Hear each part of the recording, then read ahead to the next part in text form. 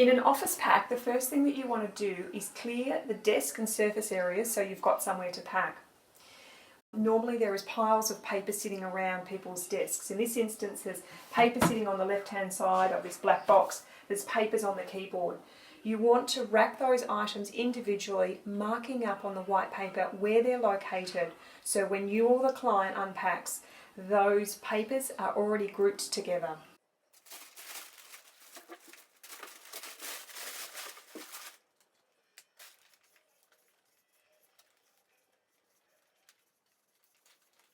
Just written a note, papers on left-hand side of black box. When you unpack them, you know where they're coming from.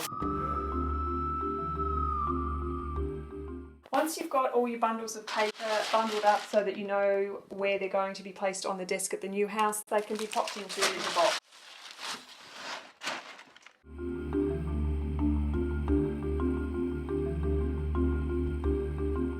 Freestanding units and drawers.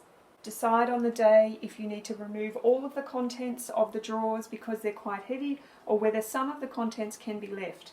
In deciding, think about if the removalist is going to be taking the unit upstairs or downstairs, and secondly, if it is heavy. You might decide to take the contents out of the bottom of the drawer that are relatively heavy and leave the lighter stationery in the top. If you're going to do that, check and make sure that there's no other DVDs, hard drives or any other fragile items that are going to need extra wrapping.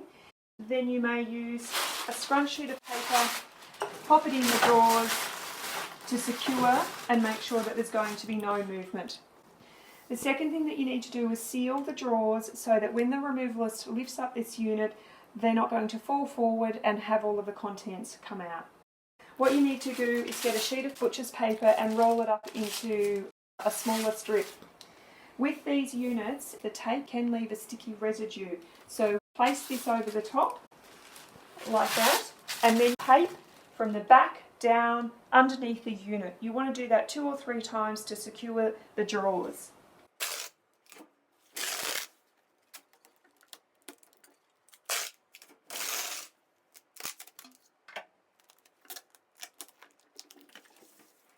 Once you're happy that it's secure, then it's ready for the removalist.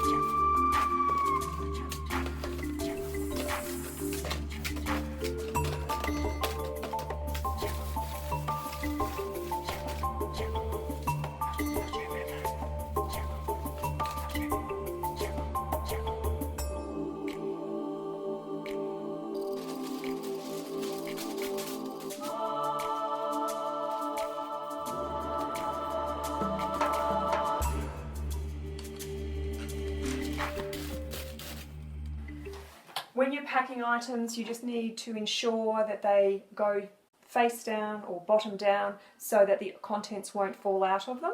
Label the boxes up once you're completed so that you know where everything goes. Pad your box, adding in other items that fit, and seal and label according to the room and location that's come out of. To make the decision on the day as to how many drawers you need to pack up. This will be based on a couple of things. Firstly, how heavy the actual unit is. If there's not a lot of items in there, you may be able to simply check, make sure that there's no hard drives or fragile items that need to be bubble wrapped, and then leave the contents. If you are going to pack up one of the drawers, place the items straight into a book box, place all of the items together and keep them in the same order that they come out of the filing cabinet.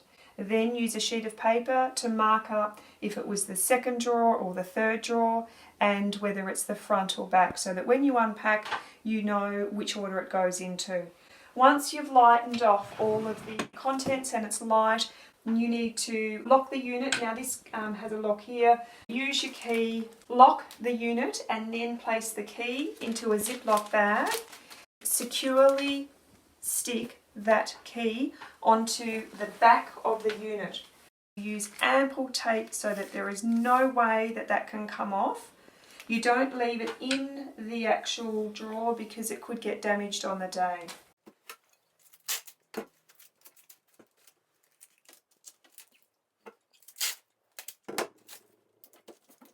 We don't stick them on the top of the unit because it may damage the paintwork and there is a sticky residue left from the tape.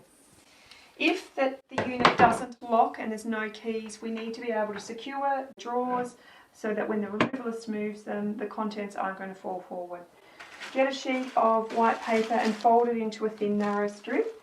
Place it over the top like that. Use your tape gun.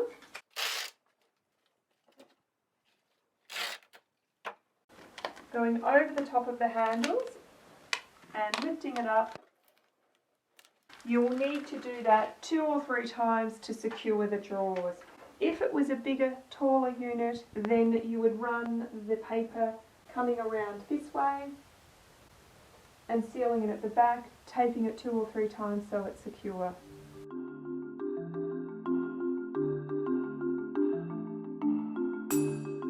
Often what you will see in desks is little hard drives.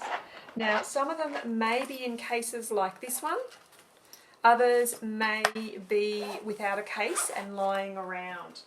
What's really important with hard drives is that you use extra bubble wrap and that you really pad them well, because if they are knocked or banged they can be damaged. You may also want to check with the client if they want to take that in their car rather than having it packed. That's one size. This is another size here. Even though it's in a case, I would still be bubble wrapping that extensively so it's well padded. Before you start packing down any cables from printers or computers, it is a good idea to take a photo, use your phone, and then you will have a reference point for when you go to set up those cables and that equipment at the new house. If there's a lot of cables and it's a bit more complex, you may want to use a more detailed system to help you when you go to set the items up at the new home. In this instance I've used stickers. Ask your project manager and they can provide them for you. And I've placed one here on the unit and I've placed one here, so that when you go to set this up you will know where those cables match. For keyboards, wind up the cable and wrap it in paper and then place it in your box. Do the same for your mouse. Unplug it, wrap it and pop it in your box. For laptops, check with the client if they have a bag that they would like their laptop placed into. Also check if they would like to take their computer or laptop in their car rather than having it go on the truck. If it's going in the truck, make sure that you use ample bubble wrap so that it is fully padded. It's also a good idea to ask the client if they've done a recent backup as well, just in case something was to happen to those IT computer items whilst they're in transit. Packing computer screens, the first thing that you do is unplug all of the cables, keep them grouped together so that they all match, roll them up. You might place them in a Ziploc bag or otherwise wrap them in some white paper.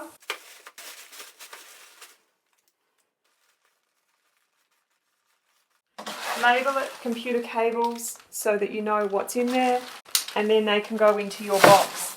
Ensure that your box is really well padded so that you can place your screen in. Prior to putting the screen in, you will need to use ample bubble wrap. Not just 1 or 2 layers of bubble, but I would use 3, 4, maybe 5 layers of bubble to ensure that it is well padded. We ideally want to keep the screen faced upright, so choose a box that's going to fit with that size screen, put it in your box well padded, and then place scrunch on either sides of it so that it is very well padded, there's no movement in the box, and it can't be damaged during transit. Firstly, bubble wrap the unit. You don't want to use 1 or 2 layers of bubble, but you would want to be using 5 or 6 layers of bubble to make sure that it is fully padded and that it can't be damaged. Once it's padded, place it into your either tea chest or book box depending on the size of the unit.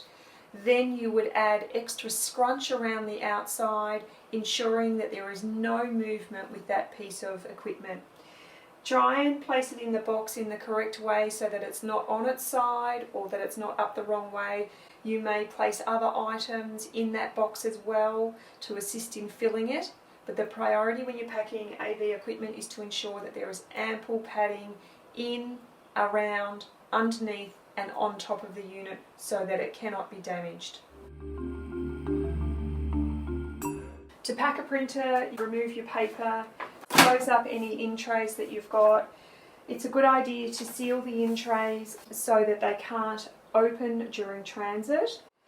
If the printer won't fit in the box like this and it needs to be placed on its side, it may be a good idea to remove printer cartridges so that there can be no leakage. Make that decision on the day when you're packing and you've determined what size box that you need. If you do take your printer cartridges out, place them into a Ziploc bag, wrap them in white paper and make a note on the outside what it is. If you don't need to do that, close the unit up, seal it off,